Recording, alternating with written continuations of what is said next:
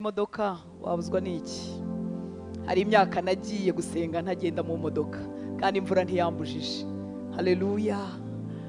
Nibuka igihe kimwe nari mvuye gusenga mu Gatenga mu Binginzi, cyari igihe cy'imvura, imvura iragwa cyane. Hanyuma aho bisi yansigaga n'urugendo rwaganaga aho twari ducumbitse ntirwari rugufi ntirwari na rurerure cyane, ariko nkigenda imvura iragwa kandi nyinshi. Ariko numva indirimbo yo mu gitabo izamuka mu mutima wanjye ivuga ngo ni igihe giti ntambara igashira, ni igihe gitumura ijwi naho rigarukira, ariko icyo gihe nari ndifite kuko nari ndi jyenyine. Hanyuma ngeze ku rupangu aho nari ncumbitse, ndakomanga cyane, inzu yasaga nk'aho iri hasi kuntu mu mwobo, ndahonda nibuye habe n'umuntu n'umwe wanyumva. Murabizi imvura yaguye kenshi abantu bariryamira, noneho ya mvura irushaho iragwa kugeza igihe yahitiye. Humura, haleluya. Iyo umuntu ari mu rukundo arasinda. Iyo dukunda Yesu turasinda. Uzareba umukobwa n'umuhungu bakundana cyane, barakubwira ngo uwo muhungu ni mubi azaguhemukira ntubyumve kuko umukunda. Bakubwira ati uwo mukobwa ni ikiraro, ukavuga ati baramubeshyera. Kubera iki? Kubera urukundo. Iyo dukunda Yesu hari ibintu tutumva. Haleluya. Icyo gihe I was in love. Urukundo biryoha babishyize mu Cyongereza. I was in love, ariko I'm still in love and I will stay in love. Haleluya. Numukunda hari ibintu utazumva, numukunda hari ibintu uzirengagiza. Suko ibibazo n'ingorane by'isi bitazaba bihari, bizaba bihari binakurya binakuriza rimwe na rimwe n'injoro ukarira, ariko kubera kumukunda ukagira ibyo wirengagiza. Yesu ashimwe abakunda Yesu. Haleluya. Imana ishimwe ko imvura itatubujije. Turaza komeza mu giterane nimugoroba cy'urubyiruko, ariko twese turatumiwe. Reka tuganire ku ijambo ry'Imana. Haleluya. Turasoma mu butumwa bwiza bwanditswe na Matayo igice cya 6 umurongo wa 4 n'uwa 6 n'uwa 18. Ubutumwa bwiza bwanditswe na Matayo igice cya 6 umurongo wa 4 n'uwa 6 n'uwa 18. Haleluya. Reka dusome niba twahageze.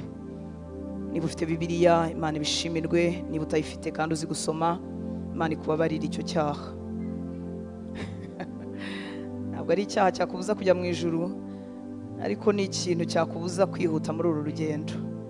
Reka dusome ngo ahubwo ugire ubuntu bwawe wiherereye, nuko so ureba ibimeze bite? Nuko so ureba ibyiherereye azakugororera. Wehoho nusenga ujye winjira mu nzu, ubanze ukinga urugi, uhereko usenge so mwihereranye. Nuko so ureba ibyiherereye azakugororera. 18. Kugira ngo abantu batamenya ko wiyirije ubusa, keretse so uri ahiherereye, kandi so ureba ibyiherereye azakugororera. Haleluya. Uyu data mwamwumvise areba ibyiherereye. Suko nibigaragara abantu bareba nabyo atabibona, arabibona, ariko atinze amaso ku byiherereye, kubera ko ibyiherereye bibyara burya n'iby'inyuma. Yesu ashimwe cyane. Haleluya. Tujye kuganira ku magambo afite umutwe uvuga ngo gukiza ahiherereye. Yesu ashimwe. Gukiza iki? Ahiherereye. Impamvu dukeneye ko hakira nuko data ariho akunda kureba. Nuko data wa undi tuzahagarara imbere urya munsi nitugera mu bwami bw'Imana areba hehe? Ahiherereye. No muri uyu munsi turimo tugenda, turimo dukorera Imana, turimo dukora imirimo itandukanye, arongera akareba hehe? Ahiherereye. Yesu ashimwe. Haleluya. Aho hantu rero areba agashima cyangwa akagaya, dukwiriye kuhitaho, dukwiriye kuhakiza. Muranyumva nshuti z'Imana? Reka dusome nanone mu rwandiko Pawulo yandikiye Abaroma igice cya 13 umurongo wa 12 tugeze kuri 14. Urwandiko Pawulo yandikiye Abaroma 13 umurongo wa 12 kugeza ku murongo wa 14. Reka dusome. Haravuga ngo ijoro rirakuze burenda gucya, nuko twiyambure imirimo y'umwijima, twambare intwaro z'umucyo, tugendane ingeso nziza nk'abagenda mu mucyo, tutagira ibiganiro bibi, tudasinda, tudasambana, tudakora iby'isoni nke, tudatongana kandi tutagira ishyari, ahubwo mwambare umwami Yesu Kristo, kandi ntimuhe urwaho imibiri yanyu ngo ibone uko ikora ibyo yifuza. Reka dusubiremo kuva kuri 12. Ijoro rirakuze burenda gucya, nuko twiyambure imirimo y'umwijima, twambare intwaro z'umucyo, tugendane ingeso nziza nk'abagenda mu mucyo, tutagira ibiganiro bibi, tudasinda, tudasambana, tudakora iby'isoni nke, tudatongana, kandi tutagira ishyari, ahubwo mwambare umwami Yesu Kristo. Ese wari uzi ko Kristo ashobora kutubera n'umwambaro? Ahubwo mwambare umwami Yesu Kristo, kandi ntimuhe urwaho imibiri yanyu ngo ibone uko ikora ibyo yifuza. Mu rwandiko nanone Pawulo yandikiye Abefeso igice cya 4 umurongo wa 27, hari umurongo mutoya cyane ariko umurongo ukomeye utuma dutsinda Satani cyangwa akadutsinda akatubasha. Abefeso 4:27 haravuga ngo kandi ntimubererekere Satani, kandi ntimubererekere Satani. Kuberereka murumva ibyo ari byo? Ntiduhe Satani urwaho. Yesu ashimwe cyane, haleluya. Mu gifaransa haravuga ngo ne donnez pas accès au diable, ntimuhe Satani akanya nubwo kaba ari gatoya. Mu cyongereza baravuze ngo leave, iyi ni amplified Bible, murabizi gishyiramo utuntu muri parenthèse, baravuze ngo leave no such room or foothold for the devil, give no opportunity to him. Ngo ntumuhe foothold cyangwa se ahantu yatereka n'ikirenge. Yesu ashimwe. Ntubererekere Satani, nukuvuga ngo Satani nda guca mu mwanya mutoya. Kuberereka nukuba umuntu yaraje ageze nkihengekaho gatoya akabona inzira hagati agatambuka. Yesu ashimwe cyane. Kugira ngo Satani adutere ntakeneye umwanya munini, akeneye akenge gatoya wamusigiye hanyuma akinjira. Niyo mpamvu mu cyongereza bavuze ngo ntumuhe foothold, ntumuhe naho yatereka ikirenge, naho ntuhamuhe, kuko we nahafata azahabyaza umusaruro. Mana yacu dutabari, haleluya. Amagambo tumaze gusoma yose ngerageje kuyavugamo muri makeya, aravuga ngo twiyambure imirimo y'umwijima. Hari ibintu tugomba kwiyambura, nkuko umuntu akuraho umwambaro wanduye cyangwa ukuntu yiyambura umuntu agiye kuryama cyangwa agiye muri douche. Hakongera kutubwira ngo tugendane ingeso nziza nk'abagenda mu mucyo, nk'abatagenda mu mwijima, nk'abagenda ahantu abantu bose bareba. Harongera hatubwira ngo nitwambare Kristo, kandi ntiduhe urwaho cyangwa se ntitubererekere Satani, ntitumuhe umwanya, ntiduhe n'urwaho, ntitwemerere imibiri yacu ko yadukoresha ibyirarikira. Warazi ko umubiri wawe ufite irari, nubwo waba uri apotre cyangwa uri papa cyangwa uri profete cyangwa uri mama Hortense, umubiri wacu ugira iki? Ugira iki?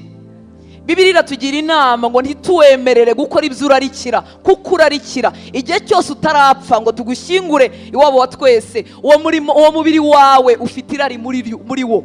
Yesu ashimwe, haleluya bera.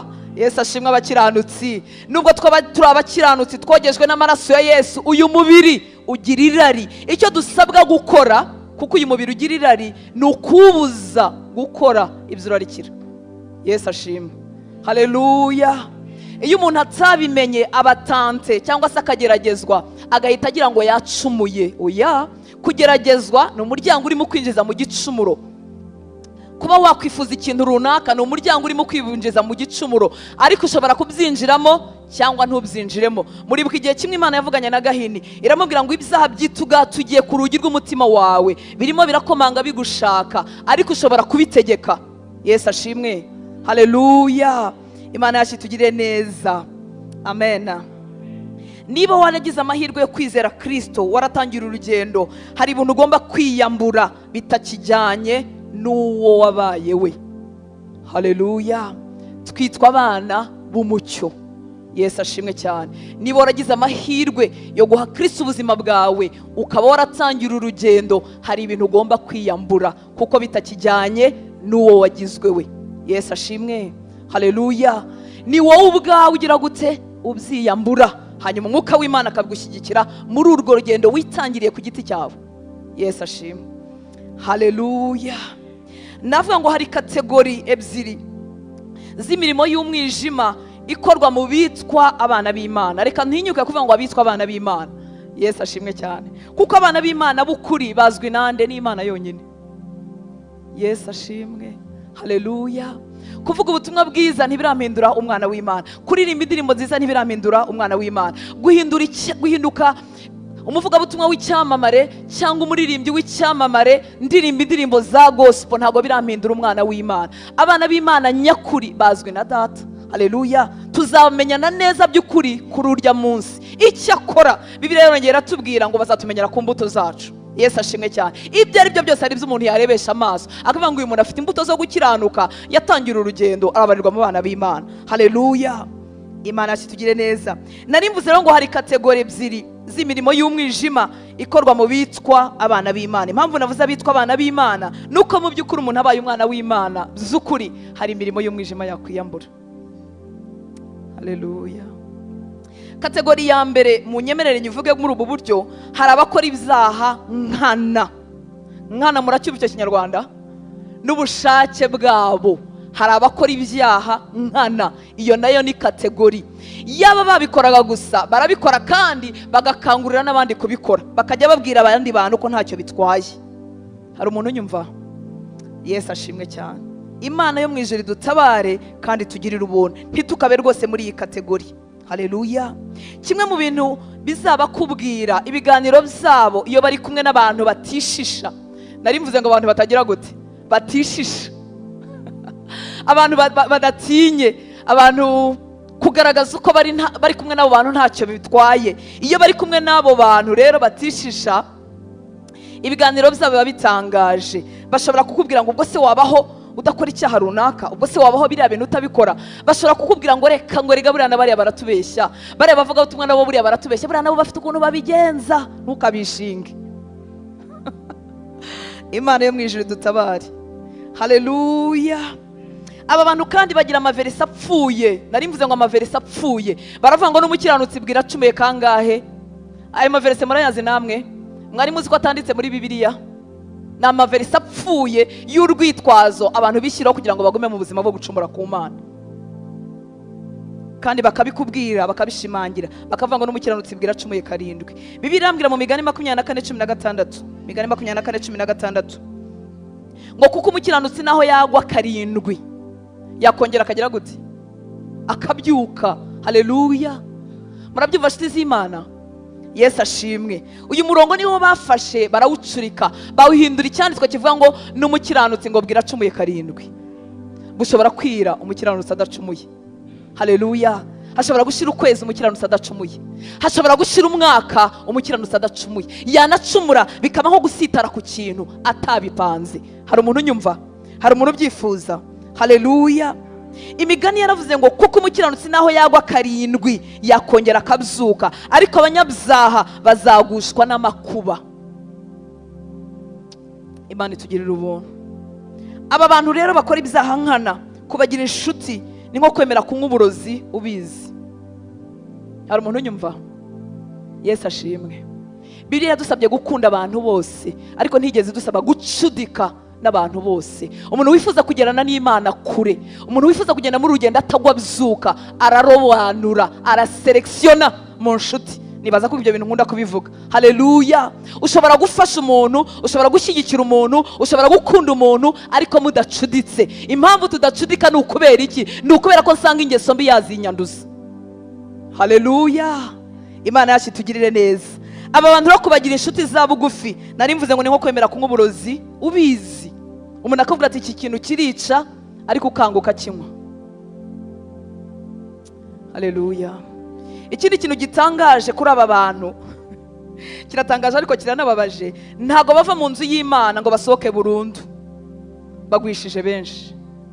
Buri umuntu wibereye hanze, umupagani rwimbi, ubuntu bw'Imana bushobora kumugeraho akazakizwa, ariko gupaganira mu nzu y'Imana biragatsindwa n'Uwiteka.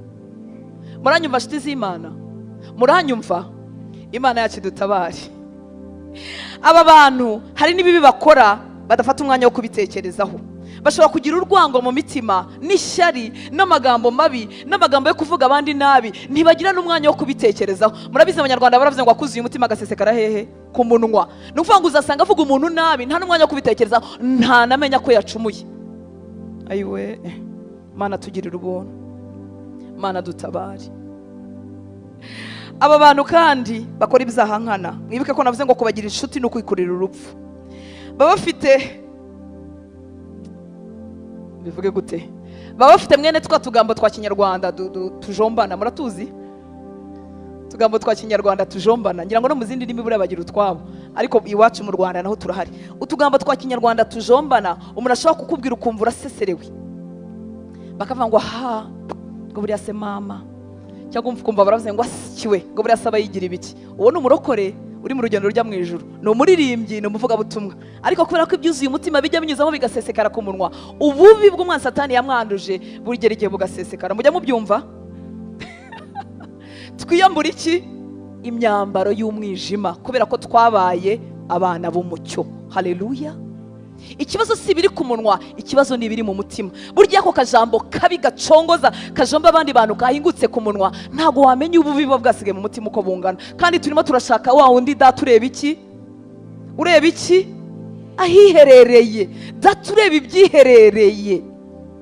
Mane dutabari. Haleluya. Icyo nkundira data, iyo umuntu afite ubushake, Imana ishobora kumukiza ububi bwo mu mutima. Nasanze ububi akenshi atari umuntu ubwitera, habubwo ubana n'abantu babi bakakwanduza ububi. Niba ukuranye na mama cyangwa na papa bafite mwe n'utwo tugambo, ugasanga nawe waratwanduye ukiri umwana mutoya. Uzi ko utanatangara usanze umwana mutoya abivuga, avuga ngo buriya se arigira ibiki, ngo buriya se nk'abana bakaza kuririmba ahangaha, hakabundi usigara avuga ngo buriya se barimo barigaragaza mu biki. Ayiwe, Mana dukize uhereye handi hatagaragara. Haleluya. Dukize, twiyambure imyambaro y'umwijima. Dukize, ukize na vocabulaire yacu. Ariko iyo umutima wakize na vocabulaire irakira. Mana yacu dutabare. Haleluya. Hashize imyaka myinshi, mu mwaka wanjye wa mbere w'agakiza, ngitangira urugendo rw'agakiza, nibuka hari nko muri icyo gihe wari umwaka ngira ngo wa kabiri, hari muri 99 ahantu nasengeraga. Urabiza akenshi uje mu rusengero, sinzi niba n'ubu ngubu ariko bikimeze, abakijijwe vuba ngaha muraza kutubwira niba namwe uko bimeze. Iyo umuntu icyo gihe nkiza mu isi ya Gikristo, nari nzi ko abantu bose bakijijwe, nari nzi ko abantu bo mu rusengero bameze nk'abamarayika. Hari uwaje abizi nk'uko nguko, cyangwa abo ngo baza batuzi bazi n'amanyanga yacu. Ariko icyo gihe kuko aribwo nari nyaprosha nkegera isi ya Gikristo, nari nzi ko abantu bose nsanze mu rusengero bose bameze nk'abamarayika, nari nzi ko bose ari beza. Icyatumaga mbitekereza gutyo nuko nari mvuye mu isi nyivuyemo. Yesu ashimwe cyane. Nari nje afite inyota nyinshi yo kumva iby'Imana ngo mbishyire mu bikorwa. Numvaga afite ubukererwe bwinshi. Numvaga naratinze ahantu ku buryo numvaga mfite amatsiko n'inyota n'amashyushyu yo kumva ibintu byiza by'Imana idushakaho kugira ngo mbishyire mu bikorwa. Haleluya.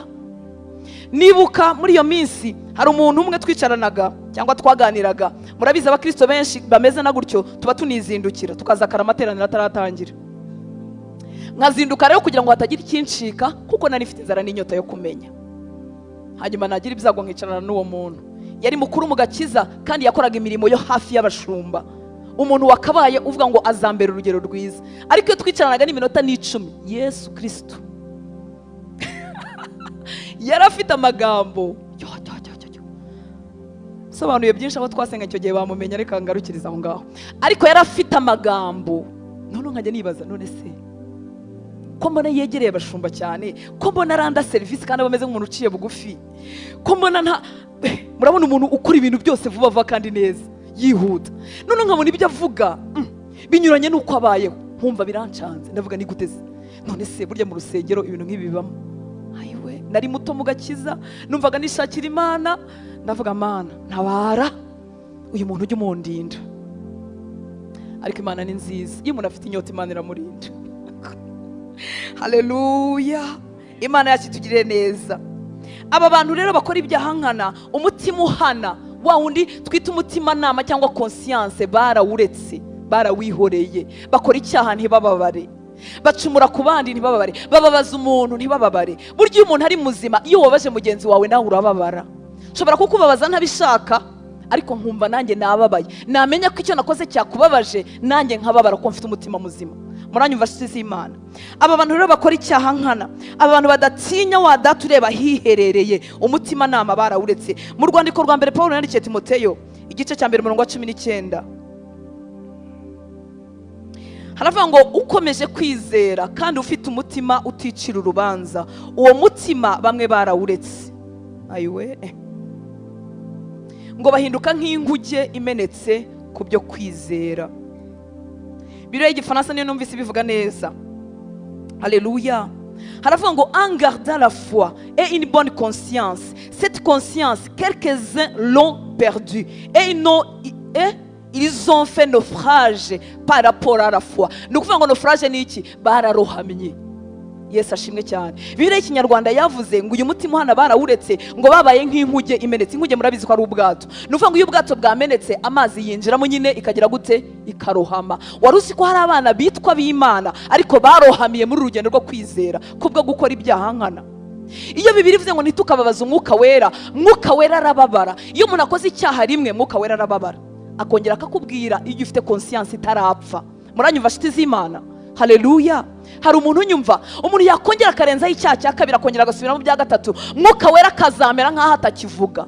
Noneho wa mutima uhana umuntu akawubura burundu, akajya akora ibyaha agotomera. Imana yo mu ijuru tubabarire.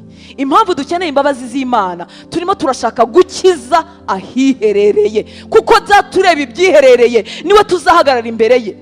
Yesu ashimwe cyane. Umugisha dushaka muri none utangwa nande? Na Data ureba ibyiherereye. Ineza dushaka muri ubu buzima tugira hanga itangwa nande? Na Data ureba ibyiherereye. Niyo mpamvu ukwiriye gukiza ahiherereye hawe kuruta ibigaragarira abantu. Yesu ashimwe. Haleluya. Icyampa abarokore tukivuga ko tugendana n'Imana ireba ibyiherereye, tukarenga urwego rw'ibigaragarira abantu. Mana tugirira ubuntu. Aba bantu barohamye mu byo kwizera, baramutse bemeye bakemera indwara y'umutima wabo, Imana y'ubuntu bwinshi n'imbabazi nyinshi yabakiza. Haleluya. Haleluya. Imana itandukanye natwe abantu. Njyewe nshobora kukumaraho icyizere, bibaye rimwe bikaba kabiri kaba gatatu, icyizere cyanjye nkakigukuraho. Ariko Imana n'imbabazi n'ubuntu bwinshi itandukanye natwe. Aba bantu baba barwaye muri ubu buryo, conscience yarapfuye, bararohamye mu rugendo rwo kwizera, bagarukiye Imana bakayibwiza ukuri, Imana yabakiza. Yesu ashimwe. Hari umuntu wifuza gukiza ibyiherereye kugira ngo Data ureba ibyiherereye amugenera umugisha yamugeneye akiranga ku isi. Kategori ya kabiri ni abantu bakora ibyaha babyanga.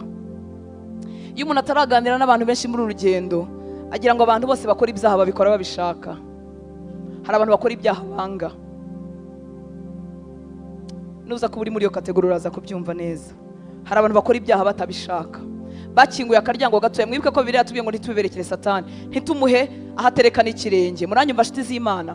Hari umuntu wishutseho gatoya aberekera Satani ho gatoya, ahatereka ikirenge ho gatoya, yemerera umubiri umuyobora muri ryara rushaka, abigira ari bikino, abigira ari rimwe ari kabiri, bukeye bimuhindukira ububata atakibashije kwikuramo. Abo bantu n'abana b'Imana, nabavuga butumwa, nabaririmbyi, nabahanuzi, nabakozi b'Imana mu nzu y'Imana. Iyo tubarebeye inyuma tubona turi mu rugendo rumwe rugana i Siyoni, ariko barababaye mu mitima yabo, bakora ibyo badakunda. Oh haleluya. Baguye mu mutego w'umwanzi Satani, batangira ari akantu gatoya, bafunguye akaryango gatoya. Mwibuke ko Bibiliya impamvu yatubwiye ngo twe kuberekera Satani nuko yarazi ko Satani y'umuberekereho gatoya aza wese, kandi yazanywe no kwica, no kurimbura, no kubaraho. Afite imbaraga zo kwiba ubukiranutsi mu muntu wahoze ari umukiranutsi, umuntu agasigara ari igipampara. Afite imbaraga zo kwiba wa mutima watinyaga Imana mu muntu wamukinguriye akaryango ho gatoya, umuntu agasigara abwiriza ibyo adakora, umuntu agasigara aririmba ibyo adakora. Imana yo mu ijuru dutabare. Ubuntu bw'Imana buracyahari ku bantu bose bagihumeka, ariko icyangombwa ni ukwemera indwara y'umutima, wa wundi ureba ahiherereye akabasha kudukiriza ahiherereye. Haleluya. Impamvu Bibiliya yatubwiye ngo ntiduhurwaho imibiri yacu ngo ibone uko ikora ibyo yifuza, nuko yarizi neza ko iyo dutanze urwaho kwirari ry'umubiri wacu dushobora kurundumuka tukagwa burundu. Burya gukinisha icyaha ni urupfu. Ni nko gukina n'inzoka y'inshira, ni nko gukina n'igikoko kiryana cyane. Gukinisha icyaha ni umuryango ujyana ku mwirimbukiro rya burundu. Imana yacu dutabare. Icyaha kibera kibi, yego kituzanira ingaruka no kubihirwa no kubura amahoro mu mutima, ariko gisiga cyongeye kudukamuramo imbaraga z'Imana. Ntago wabona umubare w'abantu benshi bitwa abana b'Imana ariko bagendana urubanza mu mitima yabo. Satani yabashutseho gatoya bagwa mu cyaha, ariko uyu munsi bananiwe kwibabarira. Icyaha ni urupfu, icyaha ni umuryango w'irimbukiro. muranyumva nshuti z'Imana? Icyamba hakagira umuntu ubyitaho. Haleluya, haleluya. Ushobora gutangira akamenyero kabi, yabitide mbi. Murabizi tugira internet muri minsi ya none, dufite internet mu matelefone, dufite internet muri ibi ngibi, dufite internet ahantu hose. Ushobora gukingura akaryango gatoya ka pornography gato, kubera ko Satani ari mubi. Niyo twisuriye amasite asanzwe, niyo turimo kuri internet ahantu asanzwe, ari usanga akantu hepfo gatoya kakubwira ibindi bintu, ukagaklikaho gatoya umunsi umwe, hanyuma ukaba addicted, ukananirwa kongera kubivamo. Muranyumva nshuti z'Imana? Ugakingura akaryango gatoya kuwo muryango mubi wa pornography cyangwa masturbation, ukabigwamo ubutongera kubivamo. Satani ni umuriganya kandi ni umugome. Hari abana b'Imana benshi bakora ibyo banga, babuze imbaraga zo kwigobotora, ariko nagira ngo mbabwire ko hari ubuntu bw'Imana ku bantu bemera gukira no kwemera ko Imana yabakiza hahandi hiherereye. Yesu ashimwe cyane. Haleluya.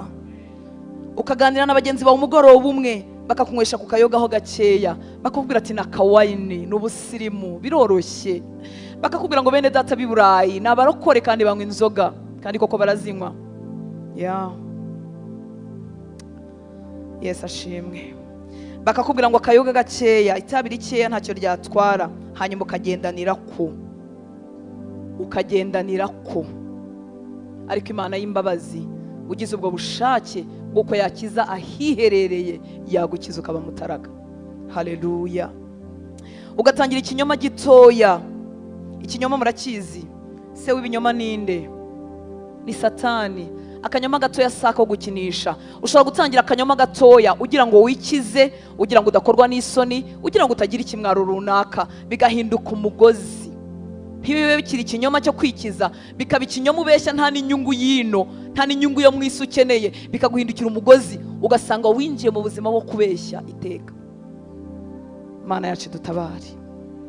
Haleluya, haleluya.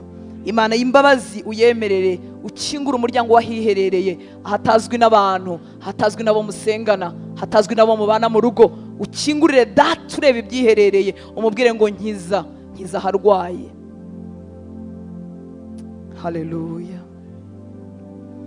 Tandase z'ubusambanyi zikagukomangira buhoro. Ubusambanyi buri gihe ntabwo buhera mu gitanda, muzi aho buhera? Mu magambo. Abajene, haleluya. Ariko turanabarenganya, wagira ngo nimwe mwenyine musambana, n'abasaza n'abakecuru barasambana. Nitukanabarenganya. Kandi bo basambana basize abagore n'abagabo mu rugo. Namba namwe noneho mu muri. Nta namba namwe mu ijuru, nta namba izabayo. Ntubyitwaze ngo pastor yavuze ngo namba nanjye. Wapi? Yesu ashimwe cyane. Nago bazavuga ngo namba nawe ngo wari umusore ngo wari ufite ibigeragezo. Wapi? Hari abandi basore bagiye mu bigeragezo nk'ibyawe batasambanye. Yesu ashimwe. Haleluya. Tandanse z'ubusambanyi zihera mu magambo. Umusore akakwandikira avuga ati yo sinsinzira iyo ntakubonye, sindya sinywa. Ayiwe, arasinzira se ko asinzira akizigura? Ashobora kubibabwira muri abakobwa 6 cyangwa muri 10. Kera ubundi abahungu nibo bakoraga ibyo ngibyo, ariko uyu munsi hari abakobwa babe expert mu kubeshya. Kwa kundi umuhungu yibikira umukobwa akavuga ati nzajya nsambanya bariya, uyu nguyu niwe nzajyana mu rugo. Kansambane hariya uyu nzamushaka. Kumbe uwo mukobwa nawe yibikiye uwo musore ngo azamushaka, nawe arimo arasambana n'abandi. Isi yaranduye. Tandanse rero z'ubusambanyi zigahera mu magambo ubwirwa, ukumva biraryoshye, ukumva iyo telefone ntiwayikupa, kandi uri umuririmbyi, kandi uri umurokore, kandi uri umuvugabutumwa, kandi uri umwinginzi. Ariko bikakurura amatwi ukumva biraryoshye we. Kumva yakongera agahamagara, kumva yakongera akabikubwira. Bwacya mugasurana buhoro buhoro, yagukora ukumva biraryoshye, bikiri tandanse, ukazakirwa umuryango rimwe, ukaba addicted, ukaba utakibasha kongera kwisora muri ubwo busambanyi. Bibiliya ivuga ikintu, ikivuga iri serious, ibizi neza ko kiri mu rupfu. Yivuze ngo ntimubererekere Satani, ntimuhe n'akayira gatoya, mwimuha n'akaryango gato. Bibiliya irabizi ko Satani niyinjira atazagusiga umeze nk'uko wari umeze. Murabizi abigeze gukora ibyaha by'ubusambanyi mwaramaze gukizwa. Ababikoze batarakizwa, we ndiyo ukijwe uravuga uti mbaye icyaremwe gishya. Ariko murabizi abakora ibyaha baramaze gukizwa. Mubizi neza uburyo bisiga umutima wanyu wanduye. Mubizi neza uburyo bisiga conscience yanyu ibuza amahoro. Satani ni umuriganya. ikintu aragitaka akakigira cyiza, ariko yarangiza akaza agotota umutima wawe ati yo wasambanye uvuga ubutumwa, yo wasambanye uririmba, yo uzongera kuzamura amaboko, nibazamura amaboko ubwo nawe urayazamura. Uko niko Satani yagize Yuda. Yesu ashimwe cyane. Yuda yashoboraga kwihana akagaruka ku mwami w'abami agasaba imbabazi, ariko Satani yaramusanze aramubwira ati n'ukuntu mwagendanye, n'ukuntu yakwizeye akaba ari wowe ubitse ubutunzi bwose, n'ukuntu ari wowe wabikaga agafuka k'amafaranga k'iyi ministry ya Yesu, n'ukuntu ari wowe wabikoze, none uramugambaniye, iyahure n'ibyo bigukwiriye. Satani ni umugome, ni umuriganya, wimubererekera. Turashaka umugisha kuri data ureba ibyiherereye, turashaka ko adukiza agakiza hiherereye. Reka duhe Yesu icyubahiro. Haleluya. Ndebe ko n'abareba mu idirishya bareba hano imbere. Haleluya. Mana yacu dutabare. Icyampe by'uru rugendo cyane cyane hatabonekera abantu ukabyitaho. Haleluya. Inkuru nziza nuko mu byazanye Yesu harimo no gukiza abo Satani atwaza igitugu. Satani agutwaza igitugu ryari? Cyagiye winjiye mu cyaha utagishaka, wagera igihe ukabura imbaraga zo kukivamo, ukabaho ubuzima bubihiwe muri urugendo rw'agakiza. Ibyakozwe n'intumwa 10:38, byakozwe n'intumwa 10:38 haravuga ngo ni irya Yesu w'i Nazareti, uko Imana yamusutseho umwuka wera n'imbaraga, akagenda agirira abantu neza, agakiza abo Satani atwaza igitugu, kuko Imana yari kumwe nawe. Haleluya. Mu byamuzanye harimo gukiza abo Satani atwaza igitugu. Hari inkuru nziza ko ububata ubwo aribwo bwose buri ku buzima bwawe Yesu yabugukiza, ariko birasaba kumwemerera. Yesu ashimwe. Haleluya. Umva amabwiriza inshuti z'Imana, umenye neza ko ibyo bintu birimo urupfu, ukamenya neza ko ari umuryango w'irimbukiro, washakisha imbaraga, wakwiyiriza ubusa ugasenga kugeza igihe Imana iguciriyeho uwo mugozi. Haleluya. Haleluya. Burya imbaraga zituma twiyambura ikintu biterwa nuko twamenye iki twirukansa icyo ari cyo. Amen. Ushobora kwinjira ahangaha mu gitondo urwaye, waje n'intege nkeya, bavuga kuramya Imana ukumva ntubasha guhaguruka ukomeza ukicara, ariko baramutse bavuze ngo umuriro, inzira hiye, ngo urebe ukuntu uhaguruka ukirukanka, kubera ko wamenye ko biri mu iki? Urupfu. Haleluya. Winjiye nta ntege ufite zo kuramya Imana uhagurutse, bararamya ugakomeza ukicara, urumva urwaye umugongo, urumva ufite amavunane, ariko nibavuge ngo umuriro, inzira hiye, dukizwe n'amaguru, urebe ukuntu uhaguruka ukirukanka.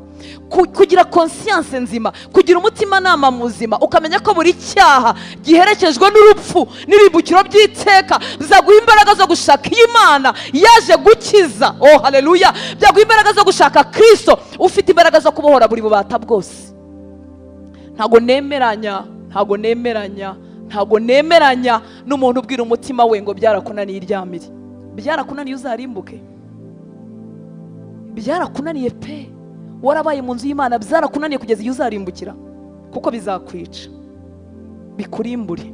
Yamana ireba ibyiherereye. Abantu ushobora kubereka, ushobora kugira ubuzima bubiri imbere y'abantu, ariko Imana ibona ubuzima bumwe, ireba ibyiherereye. Imana y'ubuntu n'imbabazi iri hano kugira ngo idukize, ikiza abo Satani atwaza igitugu, ariko birasaba ko umuntu amwemerera. Nkuko iyo umuntu atagiye kwa muganga kwivuza adashobora kunywa umuti. Ikindi ushobora kujya kwivuza bakaguha ibinini, ariko wagera mu rugo ukabibika. Haleluya. Utabitse ibinini byagukiza, nako wabibitse byagukiza, utabinyweye byagukiza. Iri jambo ry'Imana ni umuti, ariko rizakiza abaryemereye. Imana itugirira ubuntu, Imana idutabare. Haleluya. Niki gisabwa iyo twisanze ubuzima bw'ahiherereye burwaye? Niki gisabwa? Dusabwa gukora iki? Dusabwa kwicara tukibwiza ukuri, tugasohoka muri teatre ya kirokore. Munyemerere nyite teatre. Teatre ni iki? Ni ibintu umuntu yigira atari byo ari byo. Ntimubizi ko umuntu ashobora gukina teatre, bagakina ikinamico, akihindura umusinzi atari umusinzi, undi akihindura indaya cyangwa umujura atari we. Teatre ya kirokore ni ukwigira ibintu tutari byo. Niki cyadukiza ubu buzima burwaye bw'ahiherereye? Ni ukwicara tukibwiza ukuri. Muranyumva nshuti z'Imana? Haleluya. Nyuma y'indirimbo nyinshi n'ibicurangisho byinshi na za reruya nyinshi, ukicara ukibwiza ukuri, ukavuga uti ngewe Hortense, data ureba ibyiherereye amvugaho iki? Ngewe kanaka, ukivuga mu mazina yawe, data ureba ibyiherereye amvugaho iki? Nyuma yo kuririmba, nyuma yo gutera rero y'ijana, nyuma y'ibicurangisho, nyuma yo gutaha buri muntu agiye ukwe, murokore wicare wibwiza ukuri, uvuga utahihereye hanjye hameze hati, ise data ureba ibyiherereye amvugaho iki? Akuvugaho iki? Icyo akuvugaho wowe nawe mukiziranyeho, icyo amvugaho njyewe nawe tukiziranyeho. Haleluya. Imana itugirire ubuntu, Imana idukize, iduhagurikiza abahungu n'abakobwa bashobora kwemera gufata umwanya wo kwitekerezaho. Bimwe mu ndwara ya kirokore ni ukutagira umwanya wo gutekereza, ni uguhora mu rusaku no mu nduru nyinshi. Gusenga si bibi, kuzamura amajwi si bibi, ariko niba bikubuza kugira umwanya wo kwitekerezaho ufite ikibazo. Kuko mu ijuru ntago bazabara umubare w'ibibwiriza nabwirije, ntago bazajya kuri internet ngo barebe ngo yagize abamureba bangahe, ntago bazava ngo yaragerageje ashyiraho amavideo angahe. No way. Ikizatuma mpagarara imbere y'intebe y'Imana ntakozwe n'isoni n'ikimwaro n'ibyo nkora hiherereye, aho mutazi, aho umugabo wanjye atazi, aho abana banjye batazi. Nawe nuko. Imana itugirire ubuntu. Haleluya. Bibiliya yatubwiye ashubije cya cyanditswe cyo mu Baroma 13 twagendeyemo. Haleluya.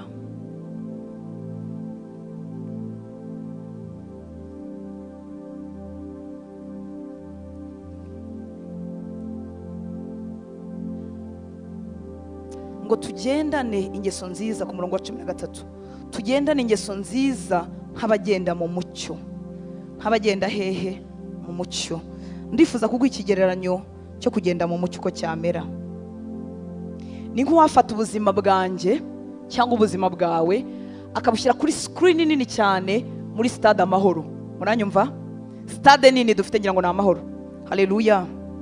Agafata screen nini cyane agashyiraho ubuzima bwanjye cyangwa ubuzima bwawe akabushyira muri stade yuzuye abantu. Muzi kuba mu mucyo? Hanyuma kuri iyo screen hakajyaho ubuzima bwanjye bwose bwo mwibanga. Simvuga bwa bundi bwa Peter mu cyongereza bayita iki? Peter ni kwa kundi umuntu akenera kwambara imyenda ntiyambara ubusa imbere y'abantu, kuryamana kw'abashakanye bikaba hiherereye, gukaraba bikaba biherereye. Ntavuze ibyo ngibyo, dukuyemo ibyo ngibyo bya Peter. Agafata ubundi buzima bwanjye ubwo nkora abantu batareba akabukubita kuri ya screen nini, agashyiraho calls zanjye iyo mpamagaye abantu mudahari, umugabo wanjye adahari, agashyiraho ibyo mvuga, agashyiraho ibyo uvuga yuri wenyine, agafata SMS zawe ya muri stade hehe? Muri stade Amahoro. Agafata SMS zawe, agafata chat zawe, izo kuri Instagram, iza Snapchat, bya bindi byose ukora mu ibanga, akabishyira hehe? Kuri screen yuzuye ki? Abantu muri stade Amahoro. Agafata ingendo zawe zose, uri muri mission, uri Dubai, uri mu Bushinwa, uri muri mission y'akazi, uri Musanze, uri hehe hose, utari kumwe n'umugore, utari kumwe n'umugabo, utari kumwe nabo muririmba, utari kumwe nabo basengana, bakabishyira hehe? Kuri screen. Ubuzima bw'umucyo bwasiga ntakozwe n'isoni. Ubuzima bw'umucyo bwasiga bagaragaje bya bindi byose, ugasigara udakozwe n'isoni. Ubuzima rero butari ubw'umucyo bakubitaho SMS ya mbere ukavuga uti Imana yaremye ijuru n'isi, umugore wanjye ari muri stade, umugabo wanjye arahari, pasiteri we cyangwa naze we, byibuze haza umugore nzamusobanurira, byibuze haza umugabo nzamusobanurira ko pasiteri Yesu Kristo.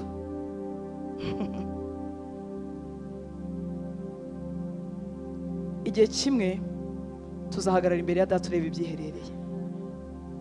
Igihe kimwe tutazi umunsi n'isaha tuzahagarara imbere ya Data ureba ibyiherereye. Igihe kimwe tuzava muri uyu mubiri. Iyo umuntu yamaze kuva mu mubiri nta mahirwe yo gukosora bya bindi bijya kuri screen. Muranyumva nshuti z'Imana? Hari umuntu unyumva? Nta mahirwe yo kuzasubira inyuma kubikosora. Amahirwe yo kubikosora ni muri none turi bazima. Ubuzima bw'umucyo ni ubuzima bakubita hariya ngakomeza ngatambuka mu mihanda ya Kigali ntafite isoni. Ubuzima bw'umucyo nubwo bakubita hariya ngakomeza nkabigisha muri Karongi ntakozwe n'isoni. Nibwo buzima bw'umucyo, nibwo twahamagariwe kubamo. Haleluya. Niba hari ikintu cyagukoza isoni gishyizwe ahagaragara, n'imbere y'Imana uzakorwa n'isoni, kandi icyo gihe uzakorwa n'isoni nta mahirwe yo kubikosora gihari. Uyu munsi turacyafite amahirwe yo kubikosora. Haleluya. Imana y'imbabazi yakubabarira buri cyaha cyose. Icyaha isi itakubabarira, icyaha umugabo wawe n'umugore wawe batakubabarira, Imana y'imbabazi yakikubabarira. Imana y'imbabazi yakongera n'andi mahirwe mu gihe umushumba wawe atayakongera. Haleluya. Imana y'imbabazi itandukanye natwe. turasabwa abakijijwe kuba mu buzima bw'umucyo. Imana ishimwe ko impaye ubuntu bwo kukubwira ibintu uyu munsi, nubwo tutazongera guhura, nubwo Yesu yagaruka uyu munsi, nubwo twagera imbere tukagira impanuka, ariko simbihanura. Imana niturinde duhe kurama, ariko niduhe cyane cyane gukora icyatumye turema. Haleluya. Datureba ibyiherereye, datureba ibyiherereye, adukirize ahiherereye. Ubuzima bwa gikristo ni ubuvura ahiherereye kuruta ahagaragara. Ubuzima buvura ahagaragara ni uburyarya bw'idini n'ubw'abafarisayo. Imana yo mu ijuru ibiturinde. Haleluya. Iby'umuco wa kinyarwanda utadukiza nawo ni mwiza, uduha kwitwara neza. Umuntu ashobora kugira ibintu ashobora kubw'umuco iyo abantu bakiwufite, bagira uko birinda, bakagira uko bavuga mu bantu, ariko umuco ntabwo ufite imbaraga zo gukiza ahiherereye. Umugabo ashobora kuba imfura ariko ahiherereye ari ruharwa. Umugore ashobora kuba inyangamugayo mu kinyarwanda, akaba umuntu ushimwa, ariko ahiherereye atazatinyuka guhagarara imbere y'intebe y'Imana. Umuntu wakiza ahiherereye ni Imana yonyine ireba ibyiherereye. Haleluya.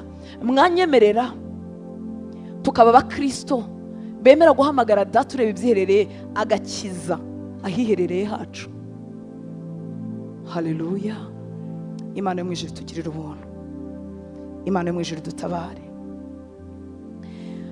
Haleluya. Yarangije avuga kuri kiriya cyanditswe ku murongo 14 ngo ahubwo mwambare Yesu Kristo.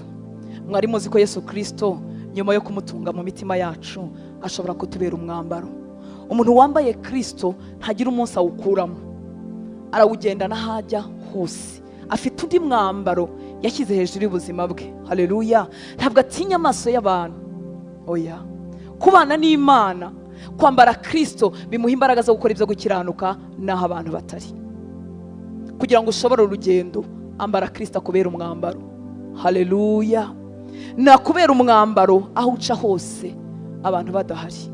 Nakubera umwambaro nujya muri randevu n'umukobwa, nujya muri randevu n'umuhungu, uvuga ngo kubera ko nambaye Kristo hari ibintu ntakora, hari ibintu ntavuga, hari ahantu ntarara, hari ahantu ntakwicara, hari ibintu ntanywa, hari ibintu ntarya, kuko mfite undi mwambaro. Murimo muganira n'abagore muvuga kuri bagenzi banyu, uvuga ngo nambaye Kristo, hari amagambo y'amanzwe ntavuga. Haleluya. Inama mbi z'abantu zateranye barimo bapangira umuntu ibibi, uvuga uti nambaye Kristo, inama mbi z'abantu ntacyo nazikoramo. Imana yo mu ijuru dutabare. Haleluya. Reka duhaguruke dusenga Imana. Yesu urifuza ko data ureba ibyiherereye yakiza ahiherereye hawe. Ese hari icyo bikubwiye? Hari icyo bikubwiye? Nari nkubajije ngo hari icyo bikubwiye, usubize umutima wawe, ntusubize njyewe. Hari icyo bikubwiye? Icyo data ureba ibyiherereye avuga ku hiherereye hawe, hari icyo bikubwiye, hari icyo wabikoraho. Ese byagutera gusenga? Ese byakutera kwicara ukireba mu ndorerwamo ukibwiza ukuri, ukavuga uturwaye aha n'aha, ukemera kwashyira umuganga uruta abandi?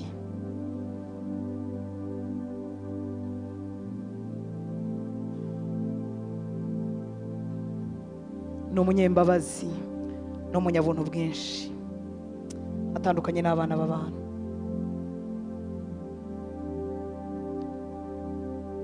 Musukira umutima wawe, si ngombwa amagambo menshi, si ngombwa urusaku.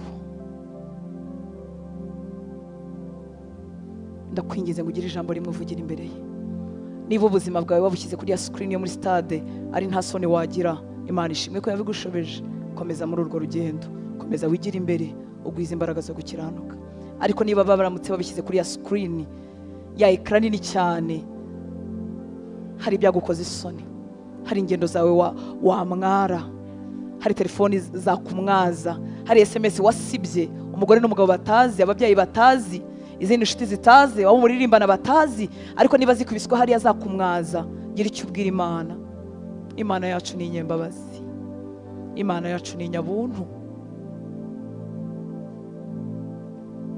Mubwire ijambo rimwe, mubwire ngo ahiherereye hanjye hararwaye, hamwe harwaye ubusambanyi, ahandi harwaye ububi bwo mu mutima n'amagambo mabi no kutanezererwa ibyiza by'abandi n'ishyari no guhora mvuga abantu nabi. Ibyiza by'abandi simbibona, buri gihe nshaka ibibi ku bantu. Mubwiza ukuri, mbwira ngo mfite ubuzima bubiri, hari ubwo abantu batazi nubwo nerekana. Ndakwinginze ngo nkize, nkiza mwami wanjye, nkiza mana yanjye.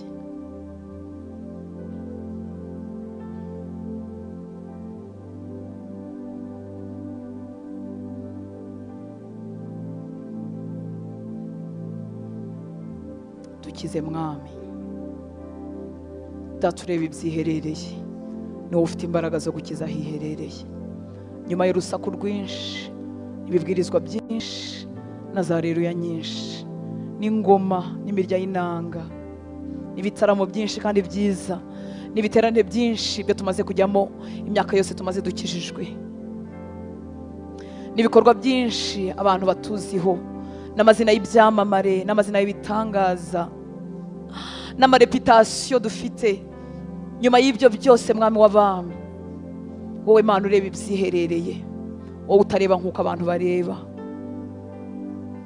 Turasaba ubuntu bwawe muri iki gitondo, turasaba ubuntu bwawe muri iyi sare, turasaba ubuntu bwawe kuba dukurikira online n'abazadukurikira. Turasaba ubuntu bwawe ku itorero ryawe mu gihugu cy'u Rwanda. Turasaba ubuntu bwawe ku bakozi bawe, turasaba ubuntu bwawe ku wahamagaye, turasaba ubuntu bwawe ku bana bawe batangira urugendo ariko bagera hagati imirimo y'umwijima ikabinjirira. Turasaba ubuntu, turasaba imbaraga kuri aba bose babikora batabikunda, baberekeye Satani ho gatoya, umwanzi arinjira ababuza imbaraga. Reka uyu mwanya ubuzuzemo urwango rukomeye rwo kwanga icyo cyaha no kwanga ubwo buzima bw'ububata, kugira ngo binjire mu bihe byo gusenga, binjire mu bihe byo gushaka mu maso hawe, maze bahabwe imbaraga zo kubohoka mu buryo bwa burundu. Uwiteka Mana Nyiringabo, kiza umutima wose urwaye, kiza hacu hatagaragara harimo uburwayi mwami, kiza n'aba conscience yapfuye, umutima namugapfa, umuntu agacumura ntamenye ko yacumuye, agacumura akabikomeza nk'ibisanzwe. Reka imbaraga zawe zimanuka kuri iki gicaniro, zimubohore, zimugarure mu mutima muzima, zimuye kuzinukwa ubwo buzima, zimuye kuzinukwa iyo mibereho. Wabishobora mwami w'abantu. Turashaka ubuntu, turashaka ubuntu bwo kutubashisha, turashaka ubuntu nka bwa bundi wagiriye wa mugore w'umusamariyakazi mwahuriye ku iriba. Turashaka ubuntu nka bwa bundi bwamushoboje. Yari umugore ufite ubuzima bwanduye, yari umugore ufite reputasiyo ipfuye, yari umugore ubuzima bwananiranye, ariko yahuye nawe ahabwa ubuntu bubonerwa muri wowe. Inyota y'icyaha irashira, inyota y'ibibi irashira. Turashaka ubuntu mwami, nk'ubwo watanze cya gihe bafasha uwo mugore asambana bakamuzana ngo uvuga niba bamutera amabuye, maze mwami wakubura amaso wamureba ukamubwira ngo agenda ntuzongera gukora icyaha ukundi, agahabwa imbaraga zo kugukurikira. Turashaka ubwo buntu buhindura umunyabyaha, ubwo buntu buhindura umunyantege nkeya. Turashaka ubwo buntu muri iki gitondo, turashaka ubwo buntu mwami. Busukira ababinyotewe, busukira ababishaka. Reka imbaraga zawe zikize abo mwanzi Satani atwaje igitugu. Reka imbaraga zawe zicagagure ingoyi zose zaba ziboshye umukobwa wawe, zaba ziboshye umuhungu wawe, mu izina rya Yesu ndakwizeye. Cagagura imigozi y'ubusambanyi, cagagura imigozi ya pornography, cagagura imigozi ya masturbation, cagagura imigozi y'ikinyoma cyafashe ku rurimi rwe kikaba kitagitandukanywa n'ubuzima bwe. Cagagura ubuzima bw'uburyarya, cagagura ubuzima bwo kwibeshyera mu izina rya Yesu. Reka iyo migozi yose icagagurike muri iki gitondo mu izina rya Yesu. Ubuntu bwawe ube ku bahungu bawe n'abakobwa bawe, ubuntu bwawe butubeho. Duhe umutima umeze nk'uwawe, duhe kwambara Kristo. Turyamye nijoro, duhe kwambara Kristo. Tugenda abantu batureba cyangwa batatureba, duhe kwambara Kristo. Umutima wacu kure aho imigambi iba, abantu batazi, duhe kwambara Kristo. Dukize uburyarya bw'uburyo bwose, dukize imvugo itandukanye n'ibiri mu mitima. Mwami dukize by'ukuri, tugarukeho. Urakoze Papa, urakoze kuri umunyembabazi, wowe ureba ibyiherereye ngaho dukiriza hiherereye, kugira ngo umunsi tuzahagarara imbere yawe mwami ntituzakorwe n'isoni. Uyu munsi nubwo zadukora haracyari amahirwe yo gukira. Reka ayo mahirwe abana bawe bayasingire, reka ayo mahirwe ntibayapfushe ubusa, reka ayo mahirwe ntibayakerense mukunzi mwiza. Urakoze papa, urakoze mwami wanjye, uri umunyembabazi, ureba bitandukanye nk'uko abantu bareba. Ngaho tugirire neza, maze mwami jyewe bwanjye n'abahungu bawe n'abakobwa bawe tuzahurira imbere y'intebe yawe tutari mu bakorwa n'isoni, turi mu bagororerwa, turi mu bashimwa. Tugwiriza imbaraga muri none, umwaka nyuma y'uwundi tugende tugwiza imbaraga, umunsi nyuma y'uwundi tugende tugwiza imbaraga. Duhagurikiriza abahungu n'abakobwa bagwijije imbaraga zo gukiranuka. Hagurutsa abagore n'abagabo bagwijije imbaraga zo gukiranuka. Wowe utanga umugisha, ntutwime amaso yawe, ntutwime umugisha watugeneye. Uturebe neza maze udukize, uturebe neza utegeka umugisha wawe kuba mu byacu no mu bacu. Uturebe neza ntudukureho amaso y'imbabazi. Mwami nongeye guhesha umugisha itorero ryawe. Aba ni babandi waguze amaraso y'igiciro, aba ni babandi ukunda kuruta uko nabakunda. Reka umugisha wawe ubabeho, umugisha wawe ni wome ufatane n'ubuzima bwa buri muntu wese mwami muri iri torero. Umugisha wawe ufatane n'abakonekise n'iki gicaniro bose mu izina rya Yesu Kristo w'i Nazareti. Iki cyumweru kizababera icyumweru cy'umugisha, icyumweru cyo kugwiza imbaraga. Ibyo bazakora byose bizabahire, ibiganza byabo bizahirwe. Nibakora gatoya kazabona umugisha, imirimo y'amaboko yabo izabona umugisha, abadafite akabazi bakabone. Ukingura imiryango y'imirimo mu izina rya Yesu Kristo w'i Nazareti, imiryango y'urushako, imiryango yo kugirirwa neza. Abashatse ubuzuza amahoro n'umunezero utanga, abana bacu mwami batunga umugisha, bagukorere muri none kuzageza ku iherezo ry'urugendo. Nongeye kuvuga umugisha ko bakoze imirimo yose kugira ngo mwami iki gicaniro ntikizime. Ngaho bagire neza, ngaho buzuza amavuta, ngaho rwanya ibibarwanya. Urakoze papa, ushimwe kandi ushyirwe hejuru. Ni mu izina rya Yesu dusenze, amen.